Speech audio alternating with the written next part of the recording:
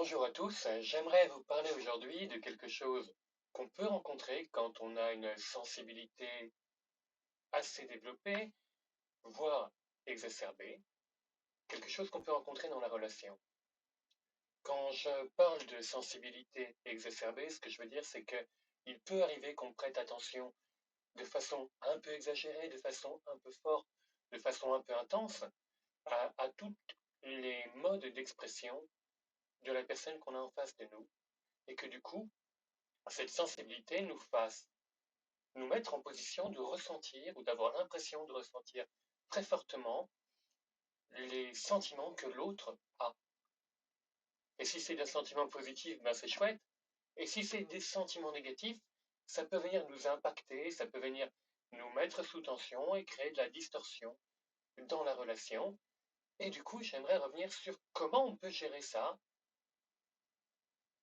C'est chose qu'on peut aussi ressentir principalement quand on est hypersensible, quand on rentre dans cette sensibilité très très forte.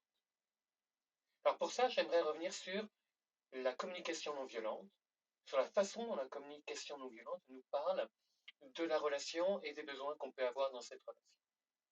Cette notion de besoin, elle est hyper importante. Pour savoir qui on est, pour savoir comment on a besoin de vivre, pour savoir quelles sont les actions que l'on doit mener, cette connexion aux besoins, elle a un rôle prépondérant. Il y en a d'autres, il y a l'identité, il y a les valeurs, il y a plein de choses. Mais cette connexion aux besoins, elle est quand même véritablement essentielle. De quoi j'ai besoin moi pour me sentir bien? Est-ce que j'ai besoin de sécurité? Est-ce que j'ai besoin de développement? Est-ce que j'ai besoin de challenge? Est-ce que j'ai besoin de reconnaissance? Est-ce que j'ai besoin de données?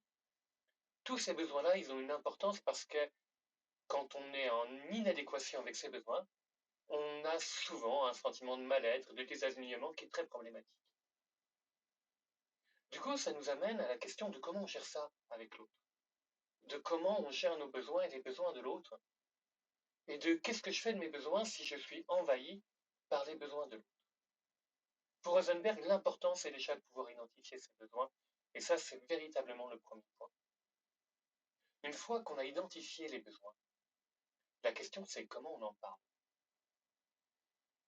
Il est extrêmement important de pouvoir être dans quelque chose qui soit de l'ordre de l'expression explicite des besoins qu'on a. Parfois, on est dans des besoins très clairs, et pour autant, on les exprime de façon implicite. Je suis fatigué. Je suis fatigué est une demande ou n'est pas une demande? C'est une information ou pas une information? C'est l'expression de quel besoin? C'est l'expression de ton besoin que je prenne plus de choses? C'est l'expression de ton besoin que je sois plus doux, plus tendre avec toi? C'est l'expression d'un besoin d'écoute? Vous voyez, là, on est dans quelque chose qui est donc du coup implicite et difficile à décrypter pour l'autre et qui peut donner du coup une première incompréhension, voire être perçu par l'autre comme étant quelque chose qu'on pourrait appeler un reproche. Je suis fatigué, mais qu'est-ce que tu veux que j'en fasse en fait? C'est pas ma faute, c'est ma faute. Vous voyez? Du coup, avec Rosenberg, on nous demande, propose vraiment d'être dans une expression claire et non jugeante des besoins qu'on peut avoir. Et j'ai eu beaucoup de travail ces derniers temps et je me sens fatigué. Et j'aurais besoin que tu me prennes dans les bras si c'est OK pour toi et qu'on passe un moment cocooning dans lequel je puisse me reposer. J'aurais besoin qu'on travaille davantage ensemble sur les choses de la maison et qu'est-ce qu'on pourrait faire? Comment tu pourrais m'aider là-dedans? Est-ce qu'il y a des choses que tu pourrais prendre? Est-ce que ça t'irait de prendre plus de choses en charge, de prendre ça en charge peut-être même, parce que la demande serait vraiment du coup totalement explicite. Donc identifier ses besoins et pouvoir les donner de façon explicite pour que l'autre puisse apporter une réponse qui soit adéquate, qui ne soit pas en dehors de ce qui a été demandé, en dehors de son dont on peut avoir besoin. Et puis, Marshall Rosenberg, il fait aussi la différence entre demande et exigence. Une demande, c'est quelque chose à laquelle il peut y avoir un non pour Rosenberg, et c'est extrêmement important d'avoir en tête qu'il peut y avoir un non. je suis très fatigué en ce moment et j'aimerais là, si c'était possible, que tu puisses me prendre dans tes bras et qu'on passe un moment cocooning. Il pourrait y avoir une réponse qui serait de l'ordre j'entends ton besoin et c'est ce qu'on appelle l'empathie en scène. J'entends que tu es fatigué et j'entends que c'est compliqué pour toi et j'entends que tu as besoin que je sois présent pour toi et pour autant là, je suis en train de terminer autre chose, je suis pas disponible. Est-ce que c'est un besoin dont on pourra reparler plus tard, qui serait une ouverture?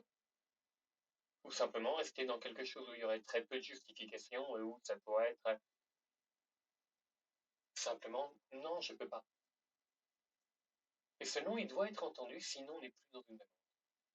Si l'autre n'est pas capable d'entendre que je ne peux pas à ce moment-là répondre à quelque chose qui est important pour lui, ça veut dire qu'il est dans une forme d'exigence, qu'il exige de moi que je réponde à son besoin, que le non ne fait pas partie de nos modes de transaction habituels, qu'il ne peut pas admettre que le fait que je ne dise non ne veut pas dire que je ne l'aime pas ou je ne le prends pas en compte.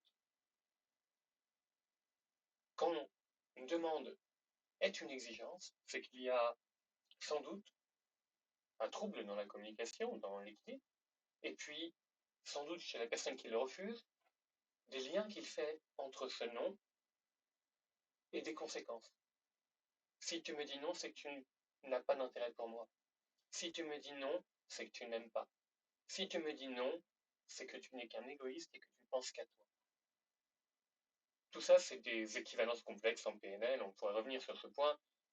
On verra si on le fait. On ne va pas le faire maintenant. Mais on voit bien en tout cas que cette importance d'accepter le non, elle est essentielle.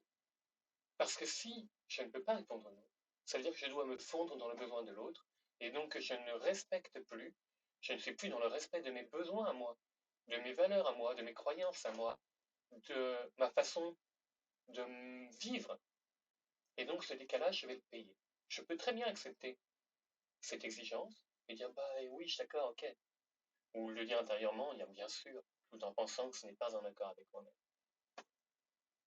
Mais je le paye intérieurement par une tension, par un sentiment de privation de liberté, par le sentiment de ne plus être aligné, par plein de choses qui vont faire que je ne me sens pas aussi bien que ce que je pourrais.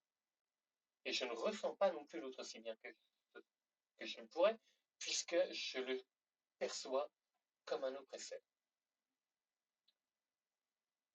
Donc la question, elle est bien évidemment pour la personne sensible de se rappeler qu'elle n'est pas responsable des sentiments des autres.